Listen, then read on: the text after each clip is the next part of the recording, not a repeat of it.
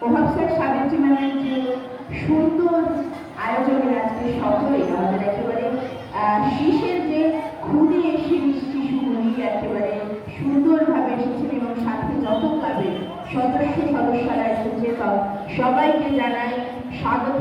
আজকের এই সুন্দর আয়োজনে আমরা সবাই একত্রিত হয়েছি যেহেতু মহান উদ্যোগ, কারণ বলেছো তুমি অনেক কিছু ধান অর্থ হোক বা অন্নদান, এবার করো রক্তদান। সেই রক্তদানে আজকের এই প্রথম পর্বের অনুষ্ঠানটি আমরা শুরু করেছি। আমাদের সাথে আপন মানুষেরা রয়েছে এবং